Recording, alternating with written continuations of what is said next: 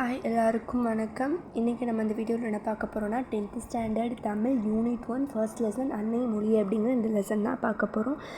So போன வீடியோவில் அன்னை மொழியே லெசனில் புக்கில் எதெல்லாம் படிக்கணும், எதெல்லாம் அதில் இம்பார்ட்டன்ட் எப்படிலாம் படிக்கலாம் அப்படிங்கிறது போன வீடியோவில் அப்லோட் பண்ணியிருந்தேன்.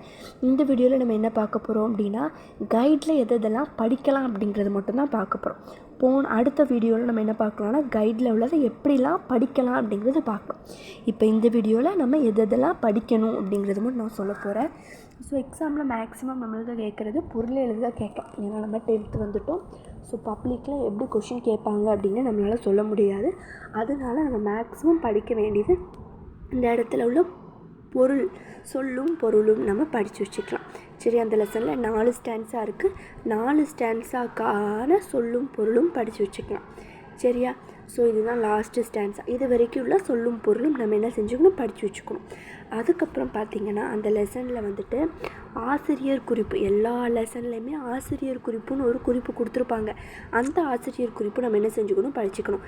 இந்த ஆசிரியர் குறிப்பில் நம்மளுக்கு நூல்வெளியில் இல்லாத நிறைய எக்ஸ்ட்ரா கொஷின்ஸ் எல்லாமே இந்த ஆசிரியர் குறிப்பில் நம்மளுக்கு கொடுத்துருப்பாங்க. ஆசிரியர் குறிப்பு படிச்சுக்கோங்க. அடுத்து நம்ம புக்கில் உள்ள அந்த நூல்வெளிக்கு தான் நம்மளுக்கு இந்த இடத்துல குறிப்புன்னு கொடுத்துட்டாங்க. நூல்வெளி படிச்சுக்கணும். இந்த பேஜில் அவ்வளோதான். அடுத்து பார்த்தீங்க அப்படின்னா நீங்கள் புக்குக்குள்ளே உள்ளது படிக்காட்டியுமே கைடுக்குள்ளே உள்ளது படிக்காட்டியுமே கைடுக்கு வெளியே நம்மளுக்கு வந்துட்டு இந்த மாதிரி சொல்லும் பொருளும் கொடுத்துருப்பாங்க. இலக்கண குறிப்பு, பகுபத உறுப்பிலக்கணம், இந்த ரெண்டுமே நம்மளுக்கு கம்பல்சரியாக கேட்பாங்க. இதுவும் கேட்க வாய்ப்புகள் இருக்குது, நீங்கள் படிச்சுக்கோங்க. அதே மாதிரி கைடில் வந்துட்டு புக் பேக்கு உள்ளது கொஷின்ஸ் கொடுத்துருப்பாங்க. அது கம்பல்சரி படித்து தான் ஆகணும். புக் இன்சைடு உள்ள கொஷின்ஸுமே நமக்கு ஒரு சில கொஷின்ஸ் உள்ள இன்சைடாக கொடுத்துருப்பாங்க. அதுவும் படிச்சுக்கோங்க. இதில் மொத்தமே அந்த லெசனில் புக்கு இன்சைட் அந்த லெசனை பொறுத்த அளவுக்கு என்னென்ன கொஷின்ஸ்லாம் கேட்கலாம் அப்படிங்கிற இன்சைடு கொஷின்ஸ் நம்மளுக்கு 6 இருக்குது. அந்த 6 கொஷின் படிச்சுக்கோங்க.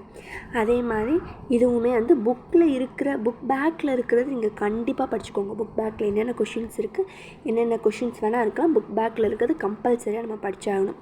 அதுக்கப்புறம் பார்த்திங்கன்னா எக்ஸ்ட்ராவாக படிக்க வேண்டியது நம்ம இங்கே இருக்கக்கூடிய அந்த குருவினா படிச்சுக்கோங்க. எக்ஸ்ட்ராவாக இருக்க குருவினா, எதெல்லாம் குருவினா இருக்கோ எக்ஸ்ட்ரா இருக்க குருவினா ஃபுல்லாமே படிச்சுக்கோங்க. அதே மாதிரி ஆசிரியர் குறிப்பை படித்து ஒன் டைம் எழுதி பாருங்கள்.